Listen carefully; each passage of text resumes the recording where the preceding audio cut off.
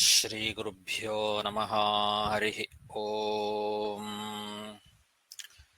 ವಿಜ್ಞಾನರೋಚಿಪರಿಪೂರಿತಾಂತರ್ಬಾಹ್ಯಾಂಡಕೋಶಂ ಹರಿತೋಪಲಾಭಂ ತರ್ಕಾಭಯೇತಂ ವಿಧಿಶರ್ವಪೂರ್ವಗೀರ್ವಾಣವಿಜ್ಞಾನದಮಾನತೋऽಸ್ಮಿ. ಪ್ರಥಮೋ ಹನುಮಾನ್ನಾಮ ದ್ವಿತೀಯೋ ಭೀಮಯೇವ ಚ. ಪೂರ್ಣಪ್ರಜ್ಞಸ್ತೃತೀಯಸ್ತು ಭಗವತ್ಕಾರ್ಯಸಾಧಕಃ. ಬುದ್ಧಿರ್ಬಲಂ ಯಶೋಧೈರ್ಯಂ ನಿರ್ಭಯತ್ವಮರೋಗತಾ. ಅಜಾಡ್ಯಂ ವಾಕ್ಪಟುತ್ವಂಚ ಹನುಮತ್ಸ್ಮರಣಾದ್ ಭವೇತ್. ಪೃಥ್ವೀಮಂಡಲಮಧ್ಯಸ್ಥಾಃ ಪೂರ್ಣಬೋಧಮತಾನುಗಾಃ ವೈಷ್ಣವಾ ವಿಷ್ಣುಹೃದಯಾಃ ತನ್ನಮಸ್ಯೆ ಗುರುನ್ ಮಮ. ಜನ್ಮಾದ್ಯಸ್ಯ ಯತೋನ್ಮಯಾದಿತರತಶ್ಚಾರ್ಥೇಷ್ವಭಿಜ್ಞಸ್ವರಾಟ್ ತೇನೇ ಬ್ರಹ್ಮಹೃದಾಯ ಆದಿಕವಯೇ ಮುಹ್ಯಂತಿ ಯಂ ಸೂರಯಃ. ತೇಜೋ ವಾರಿಮೃದಾಂ ಯಥಾ ವಿನಿಮಯೋ ಯತ್ರ ತ್ರಿಸರ್ಗೋ ಮೃಷಾ. ಧಾಮ್ನಾ ಸ್ವೇನ ಸದಾ ನಿರಸ್ತಕುಹಕಂ ಸತ್ಯಂ ಪರಂ ಧೀಮಹಿ.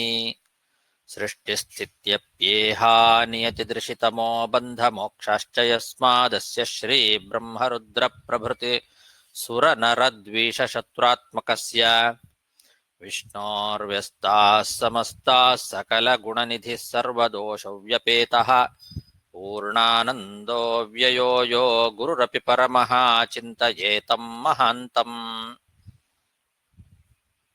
ಯಂ ಪ್ರವ್ರಜन्तಮನುಪೇತಮಪೇತಕೃತ್ಯಂ ದ್ವೈಪಾಯನೋ ವಿರಹ ಕಾತರ ಆಜುಹಾವ. ಪುತ್ರೇತಿ ತನ್ಮಯತಯಾ ತರವೋಪಿ ನೇದುಃ तं ಸರ್ವಭೂತಹೃದಯಂ ಮುನಿಮಾನತೋऽಸ್ಮಿ. ಶ್ರೀಗುರುಭ್ಯೋ ನಮಃ. ಹರಿ ಓಂ.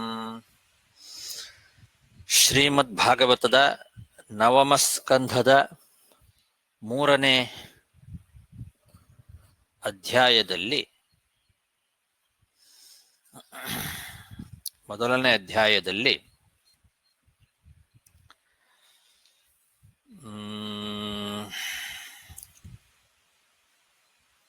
ಒಂಬತ್ತನೇ ಶ್ಲೋಕ,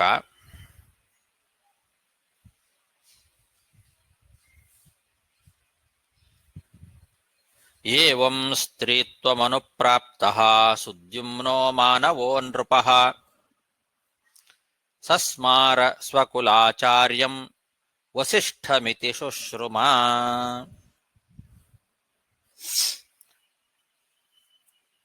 ಸುದ್ಯುಮ್ನ ಆ ಸುಕುಮಾರ ಎಂಬ ಕಾಡನ್ನು ಪ್ರವೇಶ ಮಾಡಿದಾಗ ಅವನಿಗೆ ಸ್ತ್ರೀತ್ವ ಬಂತು. ಅವನು ಕಾಡಿಗೆ ಬೇರೆ ಬೇರೆ ಕಾಡುಗಳನ್ನು ಸಂಚಾರ ಮಾಡ್ತಾ ಮಾಡ್ತಾ ಇರುವಾಗ ಬುಧರ ಆಶ್ರಮಕ್ಕೆ ಹೋದ. ಆ ಬುಧರಿಗೂ ಈ ಇಳ ಅಂದ್ರೆ ಹೆಣ್ಣಾದಂತಹ ಸುದ್ಯುಮ್ನ, ಇಳ ಅಂತ ಅವಳಿಗೆ ಹೆಸರು, ಅವರಿಬ್ಬರಿಗೂ ಪ್ರೀತಿ ಉಂಟಾಯ್ತು.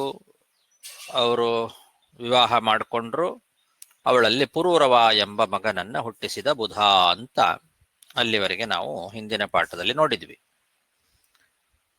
ಈ ಇಳ ಅಂದ್ರೆ ರಾಜನಾದಂತಹ ಸುದ್ಯುಮ್ನ, ಮನು ಮಹಾರಾಜನ ಮಗ.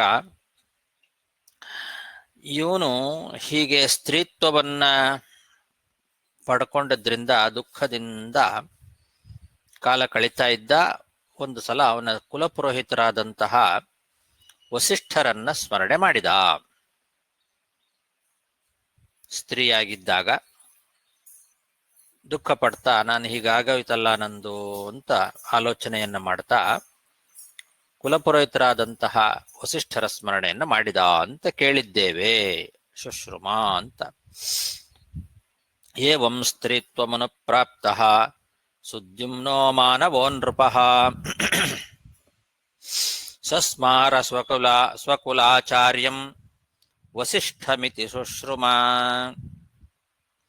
ಸತಸ್ಯತಾಂ ದಶಾಂ ದೃಷ್ಟ್ವಾ ಕೃಪಯಾ ಭೃಶಪೀಡಿತಃ ಸುದ್ಯುಮ್ನಸ್ಯಾಶಯನ್ ಪುಂಸ್ತ್ವಂ ಉಪಧಾವತ ಶಂಕರಂ. ವಸಿಷ್ಠ ಋಷಿಗಳ ಹತ್ರ ಸುದ್ಯುಮ್ನ ಈ ರೀತಿ ತನಗೆ ಬಂದಂತಹ ಸ್ತ್ರೀತ್ವದ ಬಗ್ಗೆ ಎಲ್ಲ ಹೇಳಿದಾಗ ಆ ವಸಿಷ್ಠ ಋಷಿಗಳು ಅವನ ಮೇಲಿನ ಕರುಣೆಯಿಂದ ಅವನಿಗೆ ಬಂದಂತಹ ಇಂತಹ ಒಂದು ದುರ್ದಶೆಯನ್ನ ನೋಡಿ ಅವರಿಗೂ ದುಃಖ ಆಯಿತು. ಅವರು ಅವನಿಗೆ ಮತ್ತೆ ಪುರುಷತ್ವವನ್ನ ತರಿಸ್ಬೇಕು ಅಂತ ಅಪೇಕ್ಷೆ ಪಟ್ಟು ರುದ್ರದೇವರನ್ನ ಸೇವೆ ಮಾಡ್ತಾರೆ. ರುದ್ರದೇವರಿಂದಲೇನೆ ಅವನಿಗೆ ಈ ರೀತಿ ಸ್ತ್ರೀತ್ವ ಬಂದದ್ದಾದ್ರಿಂದ ಅವನಿಗೆ ಪುನಃ ಮತ್ತೆ ಆ ಪುರುಷತ್ವವನ್ನ ತಂದು ಕೊಡಬೇಕು ಅನ್ನೋ ಅಪೇಕ್ಷೆಯಿಂದ ಕುಲಗುರುಗಳಾಗಿರ್ತಕ್ಕಂತಹ ವಸಿಷ್ಠರು ರುದ್ರದೇವರನ್ನ ಸೇವೆ ಮಾಡ್ತಾ ಇದ್ದಾರೆ. ಸತಸ್ಯತಾಂ ದಶಾಂ ದೃಷ್ಟ್ವಾ ಕೃಪಯಾ ಭೃಷಪೀಡಿತಃ ಸುದ್ಯುಮ್ನಸ್ಯಾಶಯನ್ ಪುಂಸ್ತ್ವಂ ಉಪಧಾವತ ಶಂಕರಂ ತುಷ್ಟಃ ಸ ತಸ್ಮೈ ಭಗವಾನ್ ಋಷಯೇ ಪ್ರೀತಿಮಾವಹನ್ ಸ್ವಾಂಚ ವಾಚಮೃತಾಂ ಕುರ್ವನ್ ಇದಮಾಹ ವಿಶಾಂಪತೆ.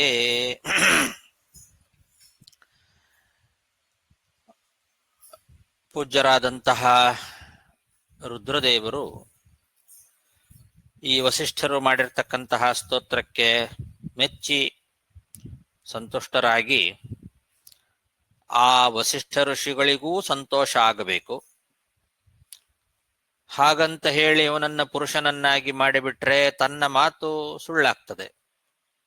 ಆ ಕಾಡಿಗೆ ಪ್ರವೇಶ ಮಾಡಿದವರೆಲ್ಲ ಅವರಿಗೆ ಸ್ತ್ರೀತ್ವ ಬರಲಿ ಅಂತ ಇದೇನು ತಾನು ಮಾತು ಕೊಟ್ಟಿದ್ದ ಅದು ಸುಳ್ಳಾಗಬಾರದು. ಆ ಮಾತು ಸುಳ್ಳಾಗಬಾರದು. ಈ ಋಷಿಗಳಿಗೂ ಸಂತೋಷ ಆಗಬೇಕು.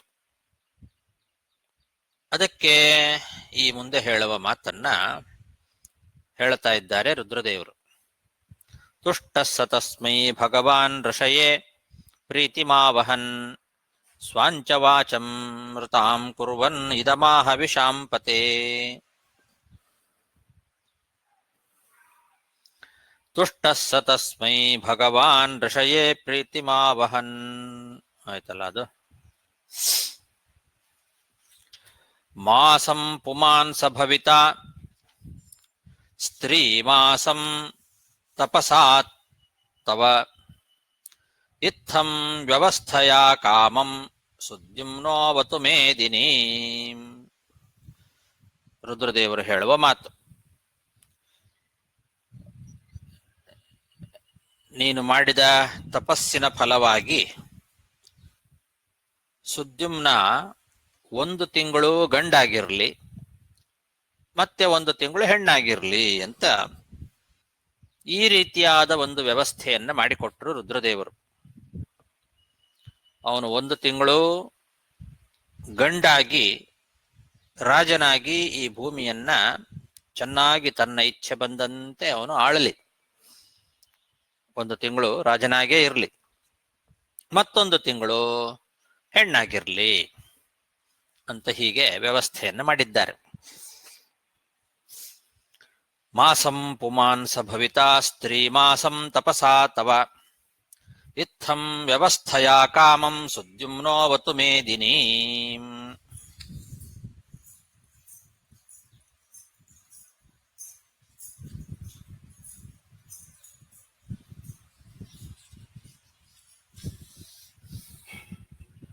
ಶ್ರೀಶುಕ ಉವಾಚ ಆಚಾರ್ಯಾನುಗ್ರಹಾತ್ ಕಾಮಂ ಲಬ್ಧ್ವಾ ಪುಂಸ್ತ್ವಂ ವ್ಯವಸ್ಥಯಾ ಪಾಲಯಾಮಾಸ ಜಗತೀಂ ನಾಭ್ಯನಂದನ್ ಸ್ಮತಂ ಪ್ರಜಾಃ. ಶುಕಾಚಾರ್ಯರು ಪರೀಕ್ಷಿತ್ ರಾಜನಿಗೆ ಈ ಕಥೆಯನ್ನ ಹೇಳ್ತಾ ಮುಂದುವರಿಸ್ತಾರೆ. ವಸಿಷ್ಠರ ಅನುಗ್ರಹದಿಂದ ಈ ಸುದ್ಯುಮ್ನ ಎಂಬ ರಾಜ ಏನು ಮಾಡಿದ, 1 ತಿಂಗಳು ಗಂಡಾಗಿ ಇರ್ತಿದ್ದ, 1 ತಿಂಗಳು ಹೆಣ್ಣಾಗಿ ಇರ್ತಿದ್ದ. ಈ ವ್ಯವಸ್ಥೆಯನ್ನು ರುದ್ರದೇವರು ಅವನಿಗೆ ಮಾಡಿಕೊಟ್ಟಿದ್ದಾರೆ. ಇದು ಆ ವಸಿಷ್ಠ ಋಷಿಗಳ ಪ್ರಾರ್ಥನೆಯಂತೆ ನಡೆದದ್ದು. ಹೀಗೆ 1 ತಿಂಗಳು ಗಂಡಾಗಿದ್ದಾಗ ತನ್ನ ಇಚ್ಛೆ ಬಂದಂತೆ ಭೂಮಿಯನ್ನ ಆಳ್ತಾ ಇದ್ದ ರಾಜನಾಗಿ. ಚೆನ್ನಾಗೇ ರಾಜ್ಯಭಾರವನ್ನು ಮಾಡ್ತಾ ಇದ್ದ. ಮನು ಮಹಾರಾಜನ ಮಗ ಸುದ್ಯುಮ್ನ ರಾಜನಾಗಿ ಜನಗಳನ್ನೆಲ್ಲ ಚೆನ್ನಾಗಿ ನೋಡ್ಕೊಳ್ತಾ ಇದ್ದ. ಆದರೆ 1 ತಿಂಗಳು ಆದ ತಕ್ಷಣದಲ್ಲೇ ಹೆಣ್ಣಾಗಿ ಬಿಡ್ತಿದ್ದ. ಅದು ಜನಗಳಿಗೆ ಸಮಾಧಾನ ಆಗಲಿಲ್ಲ. ಯಾಕೆಂದ್ರೆ 1 ತಿಂಗಳು ಪೂರ್ತಿ ರಾಜನ ದರ್ಶನ ಇಲ್ಲ ಅಂತ ಆಗಿಬಿಡ್ತಿತ್ತು. ಹೆಣ್ಣಾಗಿದ್ದಾಗ ಅವನು ರಾಜನಾಗಿ ಬರ್ತಿರ್ಲಿಲ್ಲ ಮುಂದೆ. 1 ತಿಂಗಳು ಯಾವಾಗ ಗಂಡಾಗಿರ್ತಿದ್ನೋ ಆವಾಗ ಮಾತ್ರ ಎಲ್ಲ ಪ್ರಜೆಗಳಿಗೆ ತಾನು ಕಾಣಿಸಿಕೊಂಡು ರಾಜ್ಯಭಾರವನ್ನು ಮಾಡ್ತಾ ಇದ್ದ. ಆಮೇಲೆ ಮತ್ತೆ 1 ತಿಂಗಳು ಕಾಣಿಸ್ತಾನೆ ಇರಲಿಲ್ಲ ಯಾರಿಗೂ. ಇದು ಜನರಿಗೆ ಸಮಾಧಾನ ಆಗಲಿಲ್ಲ. ರಾಜನ ದರ್ಶನ ಸಿಗೋದಿಲ್ಲ ಅನ್ನೋ ಕಾರಣದಿಂದ 1 ತಿಂಗಳು ಸಮಾಧಾನ ಆಗಲಿಲ್ಲ. ನಾಭ್ಯನಂದನ್ ಸ್ಮ ಪ್ರಜೆಗಳು ಅವನ ಬಗ್ಗೆ ಸಂತೋಷ ವ್ಯಕ್ತಪಡಿಸಲಿಲ್ಲ.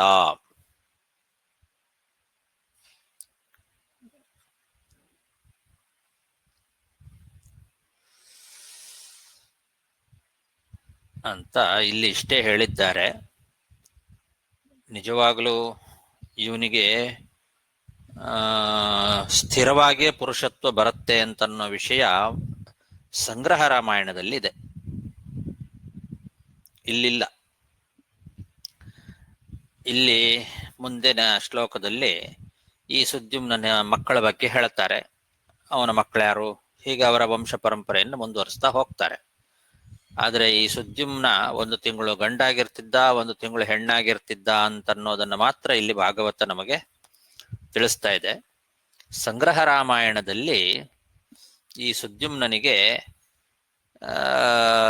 ಸ್ಥಿರವಾಗಿ ಪುರುಷತ್ವ ಬಂತು ಅಂತನ್ನೋ ವಿಷಯವನ್ನು ಹೇಳಿದ್ದಾರೆ. ಯಾಕೆಂದ್ರೆ ಅವನು ಅಶ್ವಮೇಧ ಯಾಗವನ್ನು ಮಾಡ್ತಾನೆ. ಬಹಳ ಶ್ರೇಷ್ಠವಾದ ಯಜ್ಞ ಅದು. ಯಜ್ಞಗಳಲ್ಲೇ ಅತ್ಯಂತ ಶ್ರೇಷ್ಠವಾದ ಯಜ್ಞ ಅಂದ್ರೆ ಅಶ್ವಮೇಧ ಯಾಗ. ಅಂತಹ ಉತ್ತಮವಾದ ಅಶ್ವಮೇಧ ಯಾಗವನ್ನು ಮಾಡಿ ಸ್ಥಿರವಾಗಿ ಅವನಿಗೆ ಪುರುಷತ್ವ ಬಂತು ಅನ್ನೋ ವಿಷಯ ಸಂಗ್ರಹ ರಾಮಾಯಣದಲ್ಲಿದೆ. ಆದರೆ ಅವನ ಜೊತೆಯಲ್ಲಿ ಹೋಗಿದ್ರಲ್ಲ ಅವನ ಅನುಚರರು, ಅವರು ಮಾತ್ರ ಸ್ತ್ರೀಯರಾಗಿಯೇ ಉಳಿತಾರೆ ಕೊನೆ ತನಕ. ಅವರೆಲ್ಲ ಕಿಂಪುರುಷರ ಪತ್ನಿಯರಾಗ್ತಾರೆ.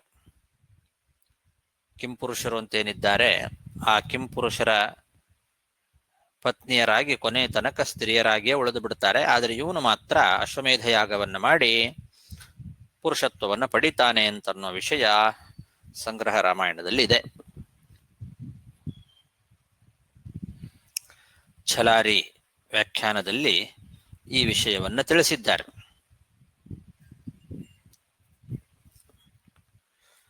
ಆಚಾರ್ಯಾನುಗ್ರಹಾತ್ ಕಾಮಂ ಲಬ್ಧ್ವಾ ಪುಂಸ್ತ್ವಂ ವ್ಯವಸ್ಥಾ ಪಾಲಯಾಮಾಸ ಜಗತೀಂ ನಾಭ್ಯನಂದನ್ ಸ್ಮತಂ ಪ್ರಜಾಃ ತಸ್ಯೋತ್ಕಲೋ ಗಯೋ ರಾಜನ್ ವಿಮಲಶ್ಚ ಸುತಾಸ್ತ್ರಯಃ ದಕ್ಷಿಣಾಪಥ ರಾಜಾನೋ ಬಭೂವುರ್ಧರ್ಮವತ್ಸಲಾಃ. ಹೀಗೆ ಈ ಸುದ್ಯುಮ್ನ ಎಂಬಂತಹ ರಾಜನಿಗೆ 3 ಜನ ಮಕ್ಕಳು, ಉತ್ಕಲ, ಗಯ, ವಿಮಲ ಅಂತ ಆ 3 ಜನರ ಹೆಸರು. ಈ ರೀತಿ ಅವರ ವಂಶ ಮುಂದುವರಿತದೆ. ಈ 3 ಜನ ಏನಿದ್ದಾರೆ, ಇವರು 3 ಜನರು ಕೂಡ ಪರಮಧಾರ್ಮಿಕರು, ಧರ್ಮದಲ್ಲಿ ಒಳ್ಳೆ ಶ್ರದ್ಧೆ ಇರ್ತಕ್ಕಂಥವರು. ಅಂತಹ ಈ 3 ಜನ ದಕ್ಷಿಣಾಪಥದ ರಾಜರಾಗ್ತಾರೆ. ದಕ್ಷಿಣಾಪಥಕ್ಕೆ ಈ 3 ಜನ ರಾಜರಾಗ್ತಾರೆ ಮುಂದೆ. ತಸ್ಯೋತ್ಕಲೋ ಗಯೋ ರಾಜನ್ ವಿಮಲಶ್ಚ ಸುತಾಸ್ತ್ರಯಃ ದಕ್ಷಿಣಾಪಥ ರಾಜಾನೋ ಬಭೂವುರ್ಧರ್ಮವತ್ಸಲಾಃ. ತತಃ ಪರಿಣತಃ ಕಾಲೇ ಪ್ರತಿಷ್ಠಾನಪತಿ ಪ್ರಭುಃ ಪುರೂರವಸವುತ್ಸೃಜ್ಯ ಗಾಂ ಪುತ್ರಾಯ ಗತೋ ವನಂ.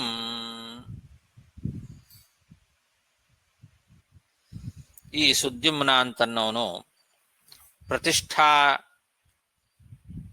ಪ್ರತಿಷ್ಠಾನ ಎಂಬಂತಹ ನಗರಕ್ಕೆ ಒಡೆಯನಾಗಿ ಕೊನೆಗೆ ತನ್ನ ವೃದ್ಧಾಪ್ಯ ಕಾಲದಲ್ಲಿ ಮಗನಾದಂತಹ ಪುರೂರವ ಏನಿದ್ದಾನೆ ಅವನಿಗೆ ಈ ಭೂಮಿಯ ಆಧಿಪತ್ಯವನ್ನ ಕೊಟ್ಟ. ಹಿರಿಯ ಮಗನಾಗಿರ್ತಕ್ಕಂಥವನು ಪುರೂರವ, ಅವನಿಗೆ ಭೂಮಿಯ ಆಡಳಿತವನ್ನು ಕೊಟ್ಟು ತಾನು ಕಾಡಿಗೆ ಹೊರಟ.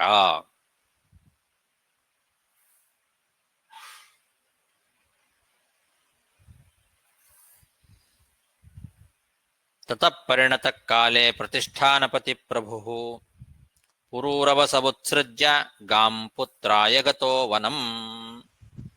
ಇತಿ ಶ್ರೀಮದ್ಭಾಗವತೆ ಮಹಾಪುರಾಣೇ ಪಾರಮಹಂಸ್ಯಾಂ ಸಂಹಿತಾಯಾಂ ಅಷ್ಟಾದಶಸಾಹಸ್ರ್ಯಾಂ ನವಮಸ್ಕಂಧೇ ದ್ವಿತೀಯೋಧ್ಯಾಯಃ.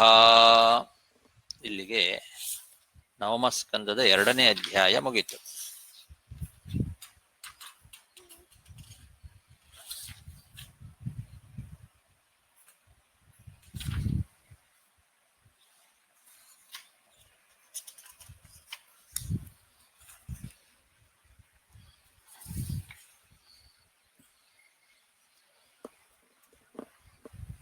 ಎರಡನೇ ಅಧ್ಯಾಯ. ಆವಾಗ ನಾನು 1ನೇ ಅಧ್ಯಾಯ ಅಂತ ಹೇಳಿ ಪ್ರಾರಂಭ ಮಾಡಿದ್ದೆ ಅಲ್ಲ, ಇದು 2ನೇ ಅಧ್ಯಾಯ ಇಲ್ಲಿಗೆ ಮುಗೀತು. ಇನ್ನು ಮುಂದೆ 3ನೇ ಅಧ್ಯಾಯ ಪ್ರಾರಂಭ. ಶ್ರೀ ಗುರುಭ್ಯೋ ನಮಃ. ಹರಿ ಓಂ. ಶ್ರೀ ಶುಕ ಉವಾಚ. ಏವಂ ಗತೇಥ ಸುದ್ಯುಮ್ನೆ ಮನುರ್ವೈವ ಸ್ವತಃ ಸುತೆ ಪುತ್ರಕಾಮಸ್ತಪಸ್ತೇಪೇ ಯಮುನಾಯಾಂ ಶತಂ ಸಮಾಹ. ಶುಕಾಚಾರ್ಯರು ಪರೀಕ್ಷಿದ್ರಾಜನಿಗೆ ಈ ವೈವಸ್ವತ ಮನುವಿನ ವಂಶ ಪಾರಂಪರೆ ಅದನ್ನು ಹೇಳಲಿಕ್ಕೆ ಮುಂದುವರಿಸ್ತಾ ಇದ್ದಾರೆ ವಿಷಯವನ್ನ. ಹೀಗೆ ವೈವಸ್ವತ ಮನುವಿನ ಮಗನಾದಂತಹ ಮನುಪುತ್ರನಾದ ಸುದ್ಯುಮ್ನ ಕಾಡಿಗೆ ಹೊರಟು ಹೋದ. ಅವನು ಕಾಡಿಗೆ ಹೋದ ಮೇಲೆ ಆ ವೈವಸ್ವತ ಮನು ಮಕ್ಕಳನ್ನ ಪಡಿಬೇಕು ಅನ್ನೋ ಬಯಕೆಯಿಂದ ಯಮುನಾ ತೀರದಲ್ಲಿ 100 ವರ್ಷಗಳ ಕಾಲ ತಪಸ್ಸನ್ನ ಮಾಡಿದ. ಉತ್ತಮರಾದ ಮಕ್ಕಳನ್ನ ಪಡೀಬೇಕು ಅಂತ ಅವನಿಗೆ ಅಪೇಕ್ಷೆ ಆಗಿದೆ. ಅದರಿಂದ ಅವನು ಯಮುನಾ ತೀರಕ್ಕೆ ಹೋಗಿ ಅಲ್ಲಿ 100 ವರ್ಷಗಳ ಕಾಲ ತಪಸ್ಸನ್ನ ಮಾಡಿದ. ಏವಂ ಗಥೇತ ಸುದ್ಯುಮ್ನೆ ಮನುರ್ವೈವ ಸ್ವತಃ ಸುತೆ ಪುತ್ರಕಾಮಸ್ತಪಸ್ತೇಪೇ ಯಮುನಾಯಾಂ ಶತಂ ಸಮಾಹ.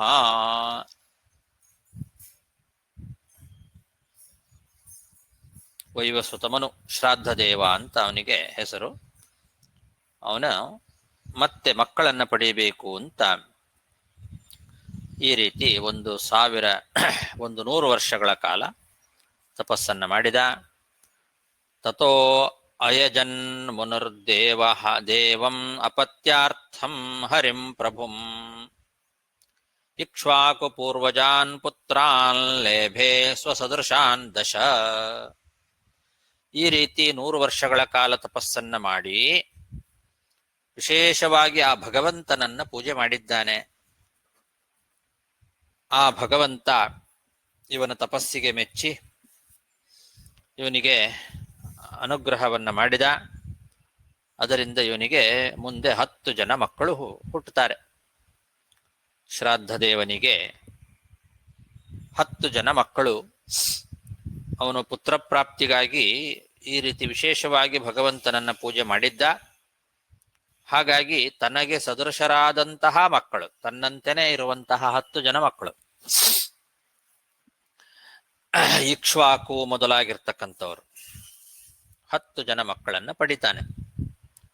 ತಥೋ ಯಜನ್ ಮನುರ್ದೇವಂ ಅಪತ್ಯಾರ್ಥಂ ಹರಿಂ ಪ್ರಭುಂ ಇಕ್ಷ್ವಾಕು ಪೂರ್ವಜಾನ್ ಪುತ್ರಾನ್ ಲೇಭೆ ಸ್ವಸದೃಶಾನ್ ದಶ. ವೃಷಧ್ರಸ್ತು ಮನೋಪುತ್ರೋ ಗೋಪಾಲೋ ಗುರುಣಾ ಕೃತಃ ಪಾಲಯಾಮಾಸ ಗಾಯತ್ತೋ ರಾತ್ರ್ಯಾಂ ವೀರಾಸನವ್ರತಃ.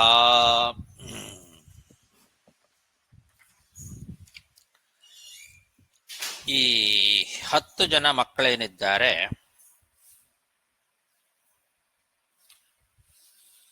ಆ ಮನುವಿನ ಮಕ್ಕಳಲ್ಲಿ 8ನೆಯ ಮಗ ವೃಷಧ್ರ ಎಂಬತಕ್ಕಂಥವನು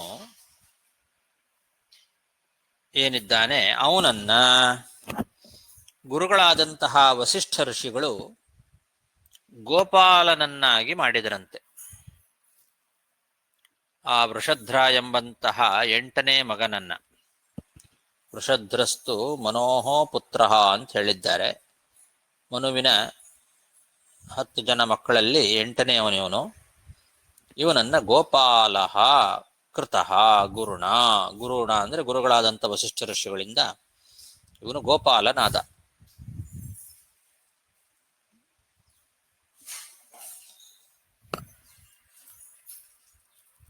ಅವನು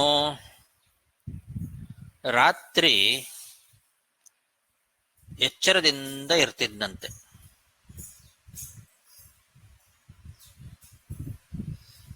ಅದೊಂದು ವ್ರತ ಅವನಿಗೆ, ವೀರಾಸನ ಅಂತನ್ನೋದು ಒಂದು ವ್ರತ ಅಂತೆ.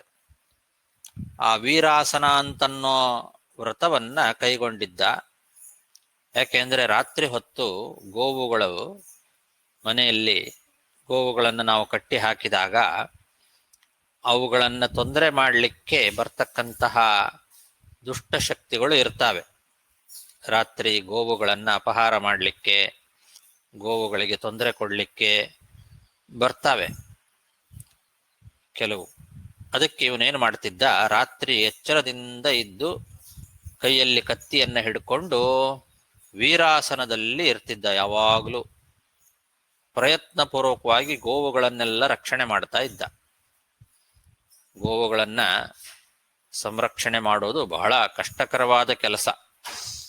ರಾತ್ರಿ ಎಚ್ಚರದಿಂದ ಇದ್ದು ಕೈಯಲ್ಲಿ ಕತ್ತಿಯನ್ನು ಹಿಡ್ಕೊಂಡು ವೀರಾಸನ ಎಂಬಂತಹ ವ್ರತವನ್ನ ಧಾರಣೆ ಮಾಡಿ ಎಲ್ಲ ಗೋವುಗಳನ್ನ ಚೆನ್ನಾಗಿ ಪಾಲನೆ ಮಾಡ್ತಾ ಇದ್ದ ವೃಷಧ್ರ ಎಂಬಂತಹ ಮನುವಿನ 8ನೇ ಮಗ.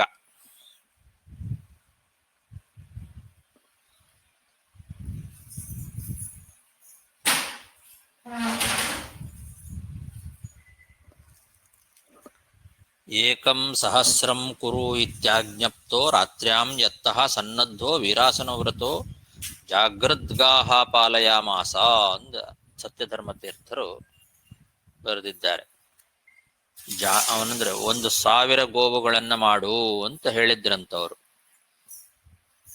ಹಾಗಾಗಿ ಗೋವುಗಳನ್ನ ಚೆನ್ನಾಗಿ ವೀರಾಸನದಲ್ಲಿ ಇದ್ದು ಎಚ್ಚರದಿಂದ ಇದ್ದು ರಾತ್ರಿ ರಕ್ಷಣೆ ಮಾಡಿದ ಗೋವುಗಳನ್ನೆಲ್ಲ. ವೀರಾಸನಂ ತದೇವ ವ್ರತಂ, ವೀರಾಸನದಲ್ಲಿರೋದು ಅಂದ್ರೆ ಅದೇ ಒಂದು ವ್ರತ. ವೀರಾಸನ ವ್ರತಃ ಅಂದಿದ್ದಾರೆ. ವೀರಾಸನದಲ್ಲಿರೋದೇ ಒಂದು ವ್ರತ.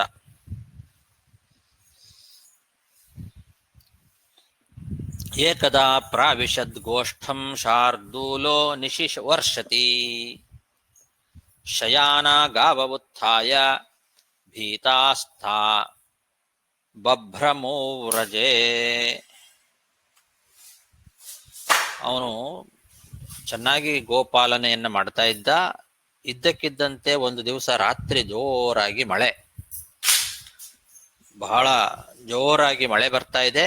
ಆ ಮಳೆ ಬರುವ ಕಾಲದಲ್ಲೇನೆ ಒಂದು ಹುಲಿ ಕೊಟ್ಟಿಗೆಯನ್ನ ಪ್ರವೇಶ ಮಾಡಿಬಿಡ್ತು. ಕೊಟ್ಟಿಗೆಯಲ್ಲೆಲ್ಲ ಹಸುಗಳು ಮಲ್ಕೊಂಡಿದ್ವು. ರಾತ್ರಿ ಹೊತ್ತು ಮಳೆ ಬೇರೆ ಬರ್ತಾ ಇದೆ ಜೋರಾಗಿ. ಆರಾಮವಾಗಿ ಮಲ್ಕೊಂಡಿರ್ತಕ್ಕಂತಹ ಹಸುಗಳಿಗೆಲ್ಲ ಇದ್ದಕ್ಕಿದ್ದಂತೆಯೇ ಈ ಹುಲಿ ಬಂದು ಪ್ರವೇಶ ಮಾಡಿದ್ರಿಂದ, ಆ ಕೊಟ್ಟಿಗೆಯನ್ನ ಪ್ರವೇಶ ಮಾಡಿದ್ರಿಂದ ಎಲ್ಲಾ ಹಸುಗಳು ಕೂಡ ಭಯ ಆಗಿಬಿಡ್ತು. ಹಸುಗಳಿಗೆಲ್ಲ ಇದ್ದಕ್ಕಿದ್ದಂತೆಯೇ ಆ ಒಂದು ಹುಲಿ ಬಂದು ಆ ಕೊಟ್ಟಿಗೆಯನ್ನ ಪ್ರವೇಶ ಮಾಡಿದ್ರಿಂದ ಎಲ್ಲಾ ಹಸುಗಳು, ಮಲಗಿದಂತಹ ಹಸುಗಳೆಲ್ಲ ಭಯದಿಂದ ಎದ್ದು ಆ ಕಡೆ ಈ ಕಡೆ ಆ ಕಡೆ ಈ ಕಡೆ ಓಡ್ಲಿಕ್ಕೆ ಪ್ರಾರಂಭ ಮಾಡಿಬಿಟ್ವು. ಏಕದಾ ಪ್ರಾವಿಶದ್ ಗೋಷ್ಠಂ ಶಾರ್ದೂಲೋ ನಿಶಿವರ್ಷತಿ ಶಯಾನ ಗಾವವುತ್ಥಾಯ ಭೀತಾಸ್ತು ಬಭ್ರಮೋರ್ವ್ರಜೆ ಏಕಾಂ ಜಗ್ರಾಹ ಬಲವಾನ್ ಸಾ ಚುಕ್ರೋಶ ಭಯಾತುರಾ. ತಸ್ಯಾಸ್ತು ಕ್ರಂದಿತಂ ಶ್ರುತ್ವಾ ವೃಷಧ್ರೋಭಿಸಸಾರಃ. ಆ ಹುಲಿ ಬಹಳ ಬಲಿಷ್ಠವಾದಂತಹ ಹುಲಿ. ಗೋವುಗಳು ಎಲ್ಲ ಆ ಕಡೆ ಈ ಕಡೆ ಚೆಲ್ಲಾಪಿಲ್ಲಿ ಆದಾಗ ಒಂದು ಹಸುವನ್ನ ಹಿಡ್ಕೊಂಡ್ಬಿಡ್ತು. ಆ ಹುಲಿ ಹಿಡ್ಕೊಂಡಾಗ ಆ ಗೋವು ಭಯದಿಂದ ನೋವಿನಿಂದ ಕೂಗಲಿಕ್ಕೆ ಪ್ರಾರಂಭ ಮಾಡಿತು. ಜೋರಾಗಿ ಆ ಹಸು ಕೂಗ್ತಾ ಇದೆ. ಅದರ ಶಬ್ದವನ್ನ ಕೇಳಿ ಈ ವೃಷಧ್ರ ಅಂತನ್ನೋನು ಅದರ ಹತ್ರ ಓಡಿ ಬಂದ. ಏಕಾಂ ಜಗ್ರಾಹ ಬಲವಾನ್ ಸಾ ಚುಕ್ರೋಶ ಭಯಾತುರ. ತಸ್ಯಾಸ್ತು ಕ್ರಂದಿತಂ ಶ್ರುತ್ವಾ ವೃಷಧ್ರೋಭಿಸಸಾರಃ. ಖಡ್ಗಮಾದಾಯ ತರಸಾ ಪ್ರಲೀನೋಡುಗಣೇ ನಿಶಿ. ಅಜಾನನ್ನಹನದ್ ಬಭ್ರೋಃ ಶಿರಃ ಶಾರ್ದೂಲಶಂಕಯಾ.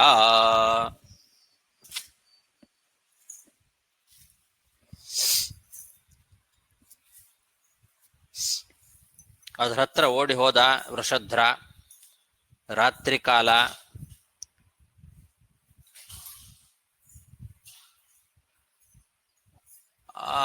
ಕತ್ತಲೆ ಸರಿಯಾಗಿ ಕಾಣಿಸ್ತಾ ಇಲ್ಲ. ಮಳೆ ಬೇರೆ ಬರ್ತಾ ಇದೆ. ನಕ್ಷತ್ರಗಳೆಲ್ಲ ಮೋಡಗಳಲ್ಲೇ ಮರೆಯಾಗಿ ಬಿಟ್ಟಿದ್ದಾವೆ. ಹಾಗಾಗಿ ನಕ್ಷತ್ರದ ಬೆಳಕು ಇಲ್ಲ. ಮಳೆ ಬೇರೆ ಬರ್ತಾ ಇರೋದ್ರಿಂದ ಸರಿಯಾಗಿ ಇವನಿಗೆ ಕಾಣಿಸ್ತಾ ಇಲ್ಲ. ಹುಲಿ ಹಸುವನ್ನ ಹಿಡ್ಕೊಂಡಿದೆ. ಹಸು ಕೂಗ್ತಾ ಇದೆ. ಅದನ್ನ ರಕ್ಷಣೆ ಮಾಡಬೇಕು, ಹುಲಿಯನ್ನ ಕೊಲ್ಲಬೇಕು ಅಂತ ಹೇಳಿ ಖಡ್ಗವನ್ನ ಎತ್ತಿದ.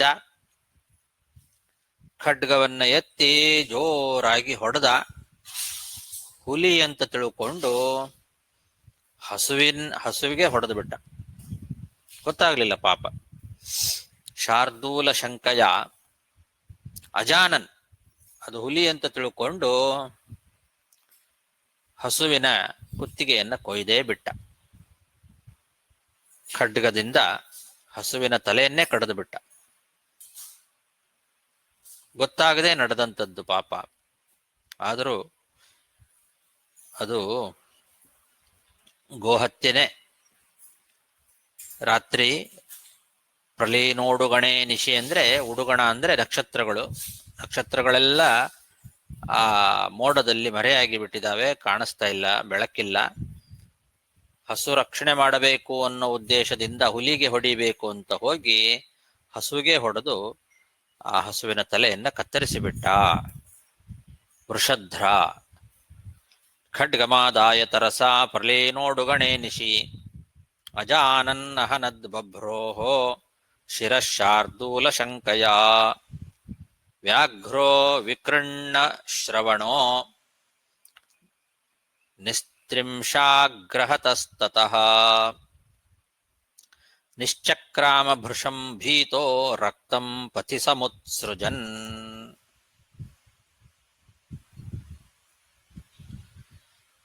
ಹಸುವಿಗೆ ಹೊಡೆದು ಬಿಟ್ಟಿದ್ದಾನೆ ಖಡ್ಗದಿಂದ. ಹಸುವಿನ ತಲೆ ಕತ್ತರಿಸಿದೆ. ಅದರ ಜೊತೆಗೆ ಹುಲಿಯ ಕಿವಿಯೂ ಕೂಡ ಹರಿದು ಹೋಗಿದೆ. ಆ ಕತ್ತಿಯ ಚೂಪಾದ ಹೊಡೆತದಿಂದ ಅಲುಗು ಚೂಪಾಗಿತ್ತು. ಅದರಿಂದ ಹುಲಿಯ ಕಿವಿಯೂ ಕತ್ತರಿಸಿದೆ. ಹಸುವಿನ ಕುತ್ತಿಗೆ ಪೂರ್ತಿ ಕತ್ತರಿಸಿ ಹೋಗಿದೆ. ಹುಲಿಗೆ ಭಯ ಆಗಿ ಹೋಯಿತು. ಕಿವಿ ಕತ್ತರಿಸಿದ್ರಿಂದ ಹುಲಿ ಭಯದಿಂದ ಓಡಿ ಹೋಯ್ತು. ರಕ್ತವನ್ನು ಸುರಿಸ್ತಾ ಓಡಿ ಹೋಯ್ತು. ಕಿವಿ ಕತ್ತರಿಸಿತ್ತು, ರಕ್ತ ಸುರಿತಾ ಇತ್ತು. ರಕ್ತ ಸುರಿಸ್ತಾ ಭಯದಿಂದ ಹುಲಿ ಓಡಿ ಹೋಯ್ತು. ಈ ಹಸು ಸತ್ತು ಬಿದ್ದಿದೆ. ವ್ಯಾಘ್ರೋ ವಿಕೃಣ್ಣ ಶ್ರವಣೋ ನಿಸ್ತ್ರಿಂಶಾಗ್ರಹತಸ್ತತಃ.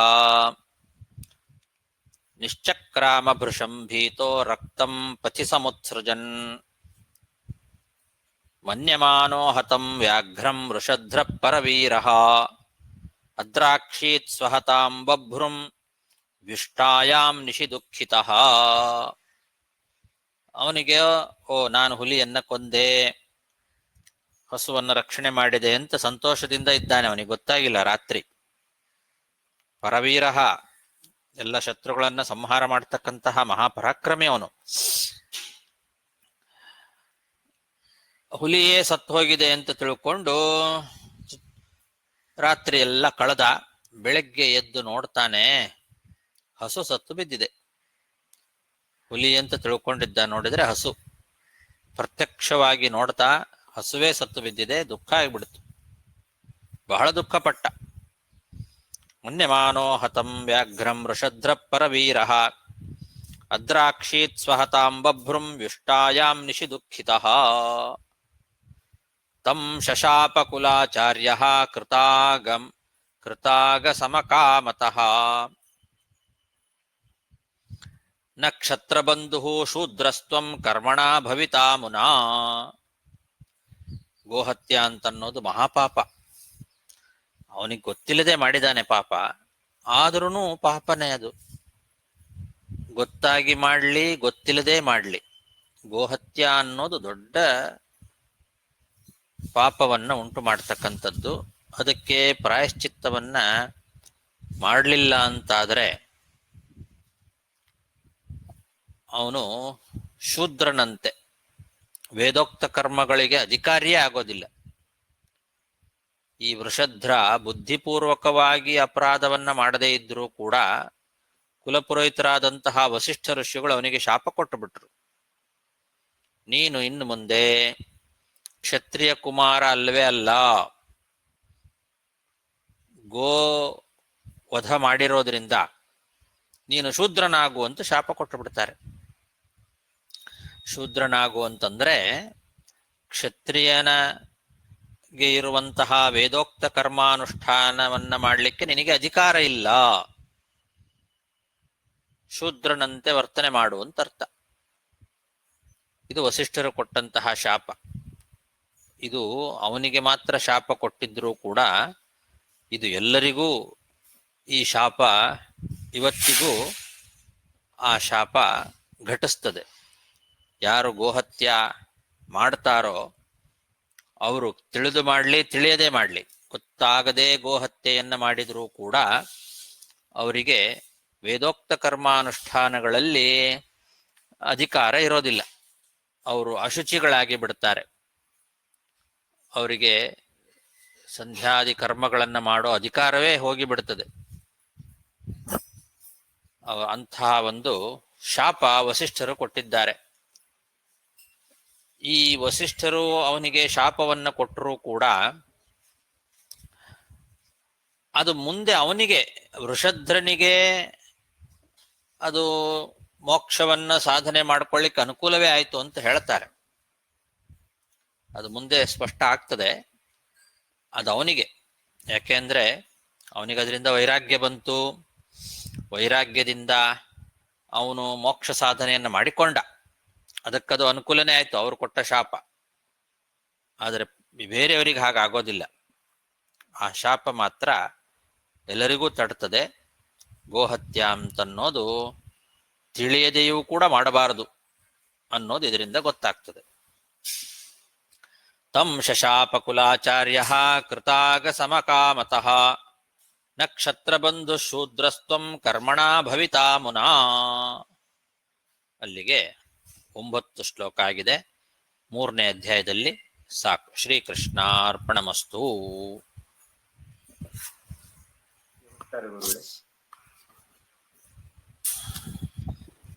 ನಮಸ್ಕಾರ ಗುರುಗಳೇ. ಒಂದು ಡೌಟು. ಕೇಳ್ರಿ. ಮನುವಿಗೆ ಏರ್ಕನವೇ ಸುದ್ಯುಮ್ನಾಥ ಒಂದು ಮಗ ಹುಟ್ಟಿ ಅವನೇನು ಪುರುವರಸು ಹುಟ್ಟಿಯಾಗಿತ್ತು. ತಿರುಗು ಬಂದು ಮಕ್ಕಳು ಬೇಕು ಅಂತ ಯಾಕೆ ತಪಸ್ಸು ಮಾಡ್ತಾರೆ? ಇನ್ನೂ ಒಳ್ಳೆ ಮಕ್ಕಳು ಬೇಕು ಅಂತ ಅವನಿಗೆ ಅಪೇಕ್ಷೆ ಇತ್ತು. ಅದು ಮೊಮ್ಮಗನ ಆದ ಕಾಮಲ್ಲಿ ಅವರಿಗೆ ಬಂದು ರಾಜ್ಯ ಕೊಟ್ಟು ಬಿಟ್ರಲ್ಲವಾ ಪುರುವರಸಿಗೆ ಏರ್ಕನವೇ? ಪುರೂರವಾಗಿ ಆಮೇಲೆ ಕೊಟ್ಟಿದ್ದು. ಓಹೋ. ಉತ್ತಮ ಮಕ್ಕಳನ್ನ ಪಡೆಯಬೇಕು ಅಂತ ಅವನಿಗೆ ಅಪೇಕ್ಷೆಯಿಂದ ಮತ್ತೆ ತಪಸ್ಸು ಮಾಡಿದ. ಒಳ್ಳೆ 10 ಜನ ಒಳ್ಳೆ ಮಕ್ಕಳು ಹುಟ್ಟುತ್ತಾರೆ. ಇಕ್ಷ್ವಾಕನು ಕೂಡ ಅದರಲ್ಲಿ ಒಬ್ಬ. ನಮಸ್ಕಾರ.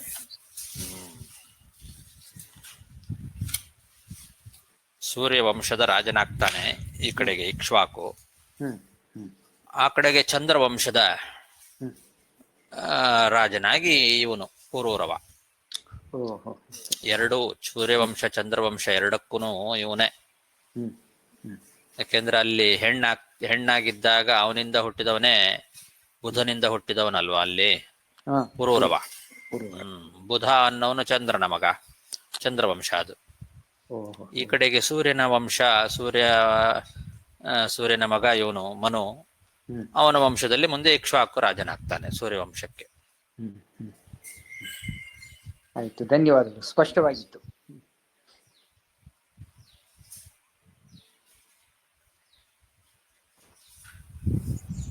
ಹರೇ ಶ್ರೀನಿವಾಸಾಚಾರ್ಯ, ನಂದು ನಿಮ್ಮ ಈ ಅಮೆರಿಕಾ ಫೋನ್ ಓಯ್ಡಾಕೋತ ನನ್ನ ಇಂಡಿಯಾ ಫೋನ್ ಈ ಟೆಲಿಗ್ರಾಮ್ ಜಾಯಿನ್ ಮಾಡಿಬಿಡ್ತೀರ? ಕಳಿಸಿ, ಮಾಡ್ತೇನೆ. ಆಯ್ತಾಚಾರ್ಯ, ಇದ್ರೆ ಕಳಿಸ್ಲಾ ನಂಬರ್ನ? ನನಗೆ ವಾಟ್ಸಪ್ ಅಲ್ಲಿ ಕಳಿಸಿ, ನಾ ಮಾಡ್ತೇನೆ. ಆಯ್ತಾಚಾರ್ಯ, ಆಯ್ತು. ಹರೇ ನಮ. ಹರೇ ನಮ. ಹರೇ ಮಹಾಚಾರ್ಯ.